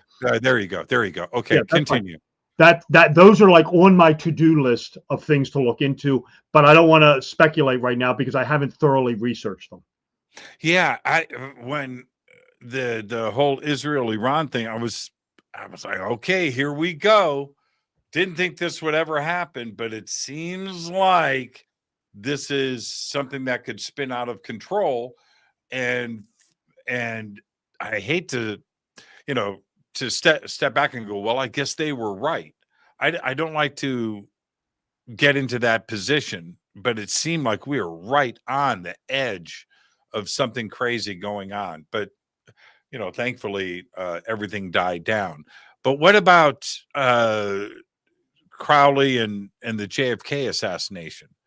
And again, you mentioned Nostradamus, and I think that's a really good metaphor, because now are we dealing with prophecy, or are we dealing with math? That's the thing. Well, it's a little bit of both, because like with John F. Kennedy and the Kennedy assassination, one of the things, we talk about the Kennedy curse, and I mean, I believe that this Wizard of Oz curse is it. If you look at Kennedy, I'm just doing this off of the top of my head. I have more of this in the book. Is right before Kennedy was killed, I can't remember the name of the company, but there was actually 3 card sets, like trading card sets, that were put out of Kennedy's life. One had 77 cards, another had 77 cards, and one had 42 cards. No. So that's not really. Yeah. So that's not a good thing to start with. Of course, Kennedy is killed by the Wizard of Oz, by Lee Harvey Oswald, and who dispatches who dispatches the Wizard of Oz? Of course, the Ruby Slippers, Jack Ruby. So those are our little Wizard of Oz illusions. And of course, Kennedy is killed in Dealey Plaza from a 7-story building with 7 windows as he approached Route 77. So, I mean, this is all Crowley's fingerprints all over this thing from start to finish. And this is, again, one of the ways this things work. His brother, Robert Kennedy, was killed at the Ambassador Hotel, where the Wizard of Oz lost the Best Picture Oscar to Gone with the Wind at the age of 42. There's a 77 in there somewhere, but I can't remember. And Teddy Kennedy died on August 25th, 2009, at the age of 77, on the 70th anniversary of The Wizard of Oz's theatrical release. Those cannot be coincidences. Wow, that's fascinating. And Route 77, really? Have you seen, God, I got to think of it here in a second. There's a movie with Ben Stiller. It's old. It's called Highway to Hell. Have you seen that? No. Okay, it's hard to find, but for everybody out there, just watch it. It's an interesting movie. Anyway, the boyfriend and girlfriend at the beginning of the film are driving on Route 666. Yeah. And I always thought that that was a pretty interesting play, of course, on Route 66. But Route 66 always stuck out in my mind. What do you think the deal is with that? You just mentioned Route 77. Well, we've got Route 66, don't we? Well, Route 66 is interesting because there's a TV show called Route 66, and there Yep. is an episode called To Kill a King that predicts the Kennedy assassination perfectly. And it was actually supposed to air on November 22nd, 1963. And it predicts Kennedy's assassination, and it also is allusions to a deadly virus. And of course, that's the coronavirus. And that's another interesting thing with this curse is you will find throughout this thing, little, like you will find in like the coronavirus things that like predicted 9/11. The curse overlaps. You will find like if you look at something going back in time, you will find something anticipating another element of this curse years later. That's something also very interesting. The thing with Route 66 is there is an episode of that called To Kill a King, which pretty much predicts the assassination of JFK to a T. It was actually pulled. It didn't run for a few months later, and it was actually supposed to air on November 22nd, 1963. And one of the things, if you just going back in time with Kennedy approaching Route 77, and of course this is the sun god. If you fast forward, you take a look at Route 77. Well, if you take it south, of course we hit Waco, Texas, which of course burnt to the ground with the Branch Davidian complex. And if you do gematria on the word Waco, that has a value of 42. And of course, the Branch Davidian complex sat on a 77-acre ranch. Unsurprising. Again, I've been looking at this. This is no surprise to me. And I mean, there is no doubt this isn't happening. If you take Route 77 north, then we hit Oklahoma City, where we had the Oklahoma City bombing, which, of course, when it went off, the air conditioning temperature was, the water was sent at a 42-degree coolant. Timothy McVeigh was arrested exactly 77 minutes after the bombing in a 1977 Ford convertible. No surprise there. I mean, again, this is all Aleister Crowley. This is all his numbers at work. Do you change your day if 77 pops up? No, I don't change my day, but then it's funny that you mentioned that because this was about 2 years ago when I first started getting into this. I was sitting in my car and I was driving along, and I remember just kind of I was thinking about this. It was on my mind, and I actually remember kind of like thinking aloud was something to the effect of, am I on the right track here with all this stuff, with these numbers? Am I on the right track? Someone give me a sign. I don't care if it's positive or negative. Give me a sign. Right. And of course, I looked up from my steering wheel, and this is a true story. And there was a white van in front of me, and its license plate was 77777. And I thought, okay, now I'm on the right path. What? Not, you're just making that up. No, that really happened. That is a true story. Well, I got nothing. When am I ever speechless? Like a moment like this? That's pretty crazy. Well, I mean, and like I said, I mean, if I'm used to it. I'm used to it because I've been looking at this thing for 2.5 years. I mean, I just give you some examples of the Kennedy assassination. I mean, 9/11 is another one. I mean, and just a couple of examples. I mean, the North Tower at 9/11 is struck at 8:46. Of course, Flight 93 crashes at 10:03. So from the start of 9/11, from the first plane hitting to the last plane crashing is exactly 77 minutes. Flight 77 takes off from Dulles Airport, which is on the 77th parallel, crashes into the Pentagon, which is a 77-story building. And of course, it is airborne. It takes off at 8:20 and it crashes at 9:37. So Flight 77 is airborne, you guessed it, for exactly 77 minutes. And it hits the Pentagon, and this is on their official website, coming in at a 42-degree angle. Jimmy, I'm used to this. This is old hat to me, and this is the killing curse at work. Wow, that's fascinating. That's fascinating. Oh, so you said it was a mix. I mean, it's like a chicken or the egg thing. So when you go back and look at this and you see that the numbers are there, okay, is this deterministic? Is this just the universe doing its thing, and that's where the numbers lie, and that's it. And you know what I mean? Yeah, I understand. I understand the question you're asking.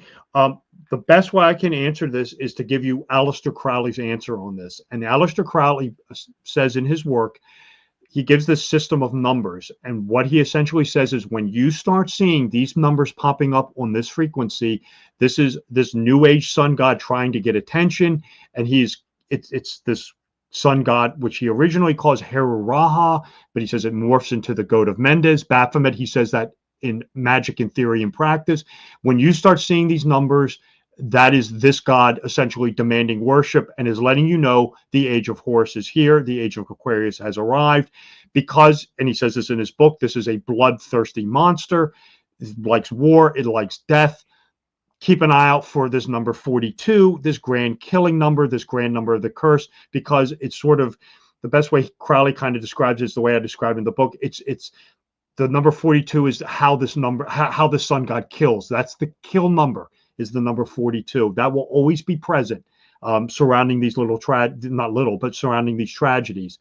And again, what makes it so unique is these numbers sync with the movie, and Crowley's numbers sync with the Wizard of Oz. And in these tragedies, you will always find these little Wizard of Oz illusions. They will always be there, irrefutable. And that's essentially what it is. It's an astrological changeover. It's the end of the age of Pisces, and it's this way. It's according to Crowley, these numbers are letting you know the age of Aquarius is here, and this new sun god wants its props. So it's nothing that can be reversed. There's nothing to fix here. No. There's no remedy. No. All the oming in the world is no. The question is going to become: is it going to get better or is it going to get worse? Right. And that's I think as this is me speaking here. As we move along, I think it will start to fade off because I think it's going to become more of accepted. It's one of these things where, and even it's funny. Crowley even mentions this. He says, I don't know what this is going to look like in 200 years, but he does give these numbers. He says, this is like the starting point. He said, when you start seeing this, this is when we're going into this new age. So what it's going to look like 200-300 years from now, I don't know. Crowley didn't know, and Crowley doesn't speculate on it. But no, it can't be reversed. There's no magic, cure for this or anything like that. It's for me right now is looking at these tragedies and seeing if these numbers pop up. That's what I'm doing right now. If it becomes the norm, then you don't have a barometer. To an extent. Right. Yeah, to an extent, you don't have a barometer, but you will have a gauge because you will know if this is this thing, if these numbers are present. And if the numbers aren't there, it's not it. And the numbers aren't present in everything. Bear in mind, it's not everything.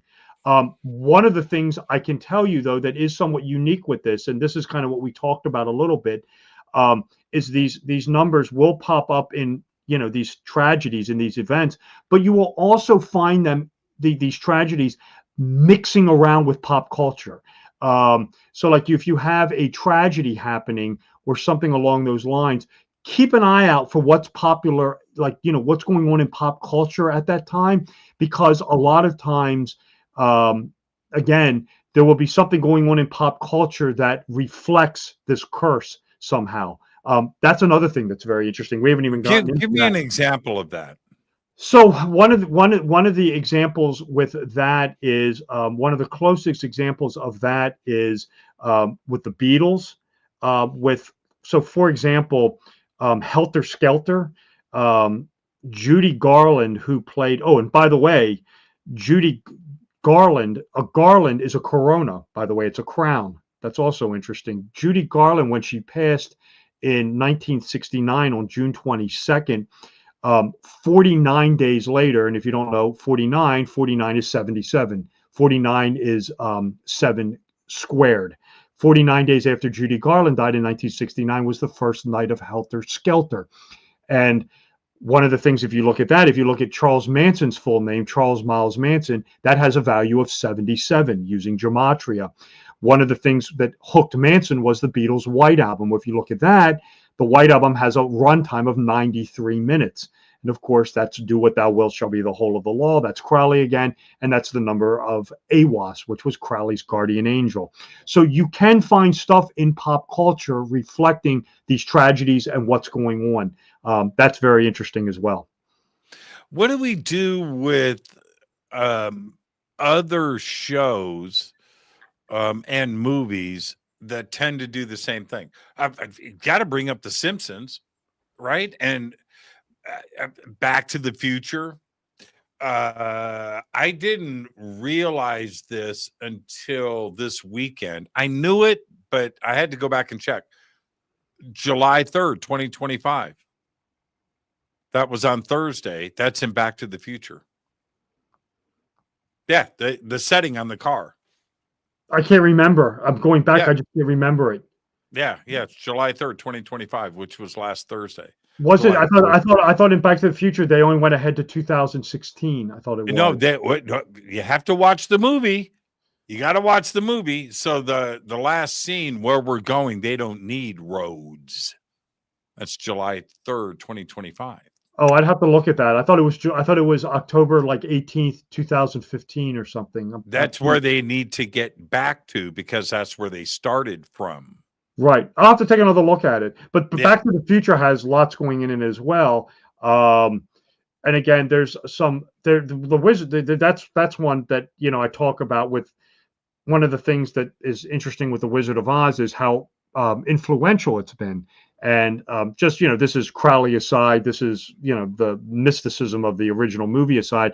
Wizard of Oz is a highly influential movie. Now, true, some of this is Campbell's monomyth, but like Back to the Future, the first one is a retelling of the Wizard of Oz, where clearly you have Marty going to a strange land, acting with doppelgangers of people that he knows from his reality, only to return, wake up in bed, not to be certain of his surroundings.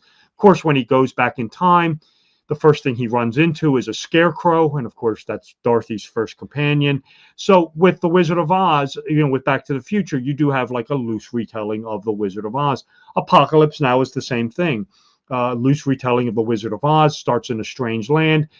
The Martin Sheen character has to navigate this strange land to confront a green-skinned wizard and witch, which is, of course, the embodiment of the same person. This is Colonel Kurtz, that he ultimately has to go on and defeat. So you will find the Wizard of Oz influencing a lot of films, irregardless of Crowley and regardless of the mysticism of the movie anyway. Suspiria with Susie Bannion, where she goes to a strange land, interacts with a bunch of oddball characters to eventually go on to defeat a wicked witch. Again, loose remake of the Wizard of Oz. So again, Wizard of Oz, highly influential movie, very good movie. Back to the Future, classic movies. Very interesting, some of the stuff going on in there with the whole 88 miles an hour. This I talk about in the first book, with a lot of the sun references. Of course, there's some 9/11 predictors in there as well, which is very interesting. That's a whole nother subject matter, is movies prophetic, predicting things out. That's a whole nother conversation. But yeah, Back to the Future, great film. Are there, like the Golden Dawn, and you think of so many different, are there secret societies and secret groups still running like the Golden Dawn today? Well, sure. You have, of course, the Freemasons. The Golden Dawn, the original one, is defunct. It's tried to reinvent itself a couple times. I think Right. it might have like a new reinvention of it, but it's not the one that Crowley or McGregor Mathers was involved with. But certainly, Freemasonry is still very active. Oddfellows are very active, but mainly in California. I mean, there are some lesser groups, Knights of Pythias, I think about, who are probably not as well known. But yeah, The Rosicrucians. What about yeah, them? I mean, again, same thing. It's a more of a modern. There's a Rosicrucian society. I believe they're out in California. Again, probably not really a link to the historical Rosicrucians, because that's debatable whether they ever even existed. The evidence suggests that Rosicrucianism is more of a mindset than an actual group of people. Although True, you do have some people in history who do hold themselves out as Rosicrucians, very few and far between, but the historical perspective on the Rosicrucians is it's probably more of a mindset than an actual organization. But yeah, I mean, and again, the modern day Rosicrucians probably not linked as strongly as they want to make themselves out to believe to historical Rosicrucianism. But whatever, that's fine. I used to get email from them. Come on, Yeah. Jimmy. Yeah, come join the party. I was like, It's essentially, if you look at the Rosicrucians from a historical perspective, the pretty much the consensus on it is that it's more of a mindset than it was an actual group. I mean, you're going to be hard pressed to find any group of people running around calling themselves like the Rosicrucians, or hey, there was a Rosicrucian meeting last night or something like that. It's more of a mindset. It's more of an enlightenment mindset is the best way to describe it. I mean, there are people, I mean, they're like the Rosicrucian manifestos. They come out in the early, what is it, like the early 1700s, and there's people who like publish things like, hey, I've read your manifestos, I want to join the Rosicrucians. I mean, big names in history. What's the one guy? Kepler, maybe. There's a couple big names in history who like publish tracts like, hey, I read the Rosicrucian manuscripts. I want to join the Rosicrucians. Please reach out to me so I can join. Oh, Rene Descartes, that's the one I'm thinking about. But no one ever reaches out to them. I mean, people go in search of the Rosicrucians, and they always come back empty-handed because the consent, they probably never existed. But wait. I've known you for a long time. You are a Freemason. Yeah. Do you consider, and you're a 32nd degree of something somewhere? Yeah, the Scott is right. That's right. You've got all the rings and the secret handshakes. All that. You've done all the rituals. But so you consider the Freemasons to be a secret society? Well, technically it is. Technically it's really. Do you?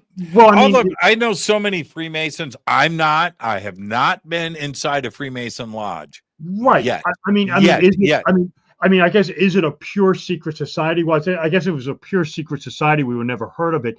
But is it, right. Yeah, that's my point. That's my point. Is it, I guess, is it a society with secrets? Yeah, okay, maybe that's a better descriptor of it.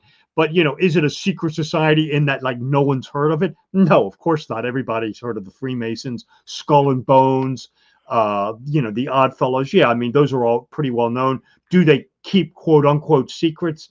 Yeah, probably. I'm a Freemason. I think there's secrets in there that are definitely concealed in the rituals and things like that. So yeah, is it a society with secrets? Sure. But is it like a true secret society where people, have never heard of it? No, of course not. Now, how long have you been a Freemason? So it'll be going on 30 years next year. And Bingo. I joined in 96 was when I filled out my petition, was in the summer of 96. And I went through the process in the fall of 96, and I actually didn't go through the first ritual into January of 97. So next year, yeah, I guess was when I started the process to become a Freemason. So yeah, it'll be 30 years next year. Okay. Here's my next question. I set you up beautifully. Robert. Set you up beautifully.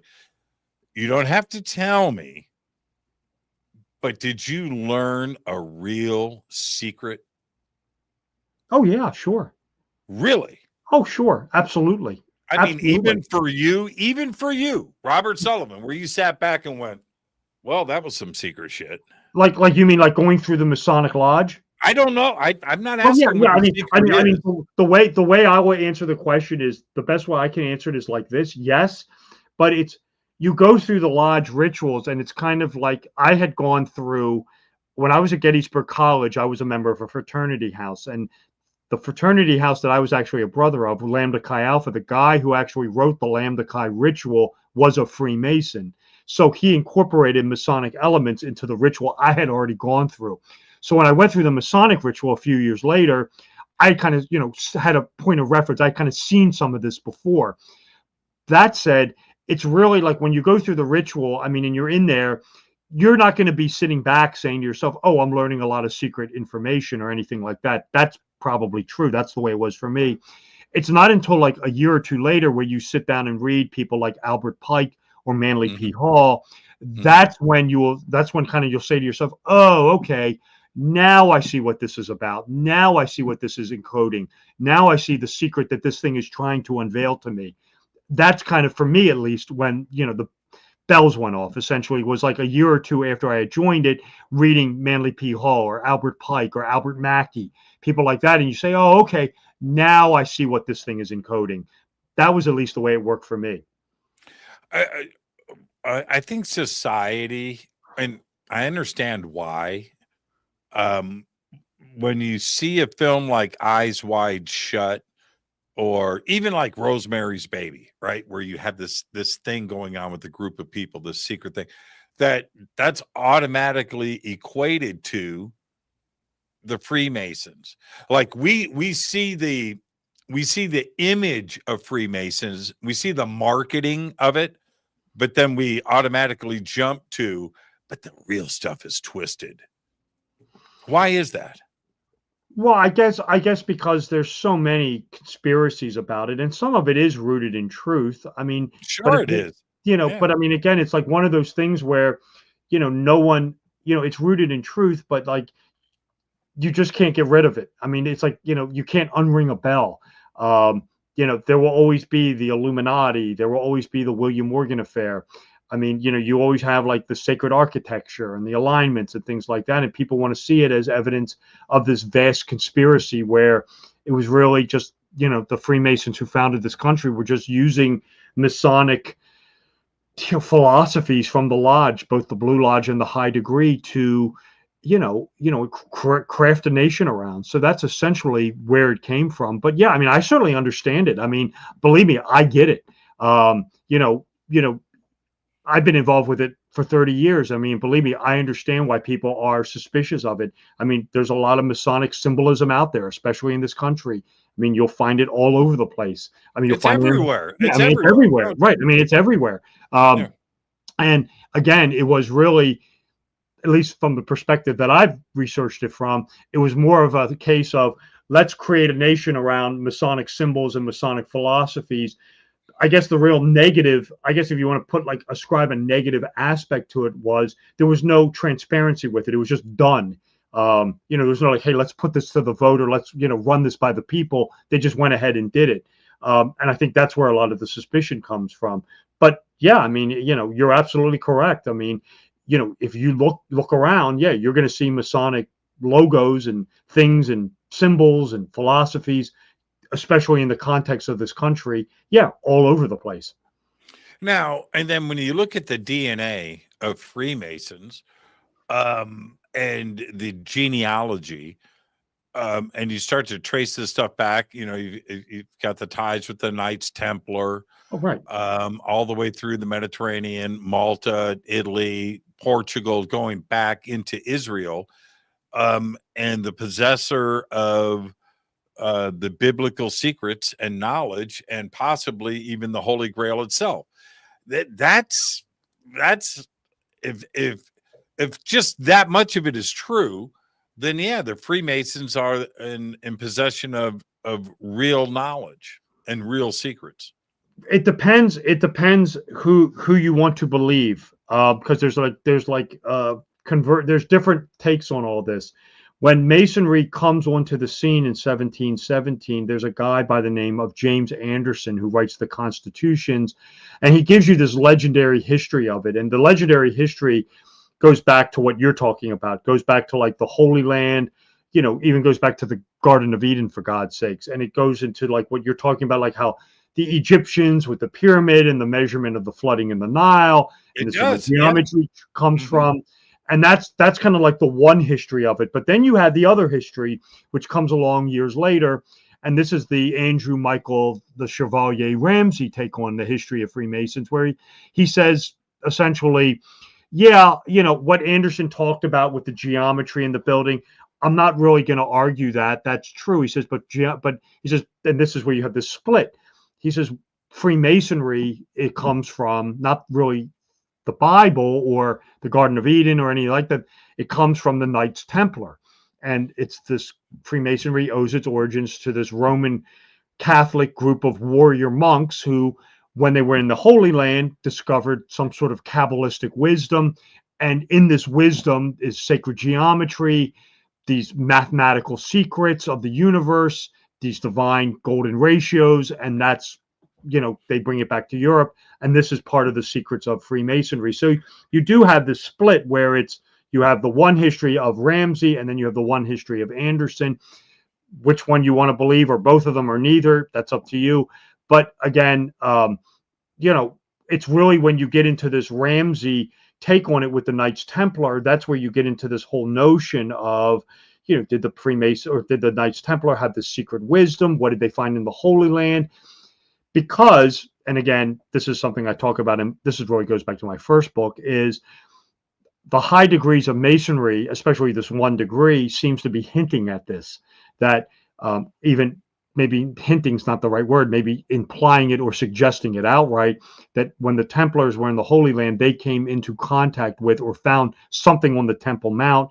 What that is a mystery. Like you said, Holy Grail, Ark of the Covenant, secret wisdom. That is probably the best explanation. And they brought this back to Europe. And of course, the rest of the story.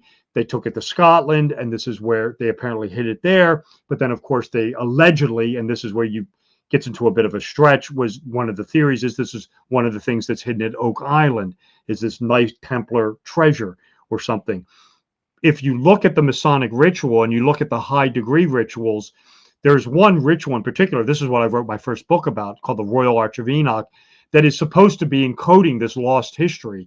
And if you look at it, it's very peculiar because a lot of the symbolism and a lot of the philosophies, especially around the founding of this country, comes out of that high degree ceremonial.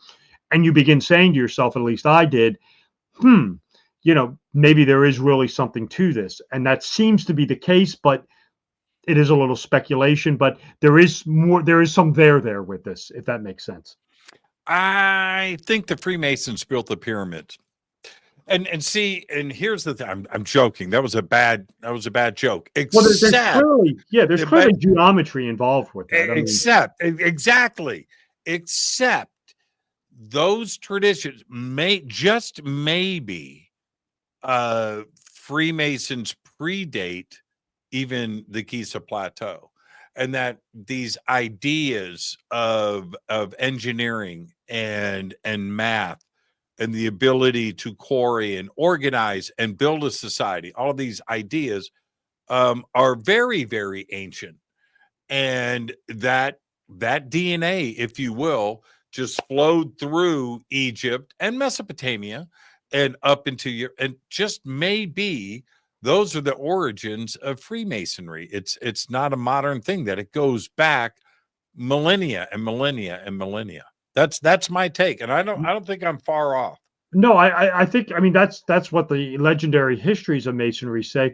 The only thing is, there's truth to that. There's clearly truth to that. Now, were the Egyptians calling themselves Freemasons? No, probably not. No.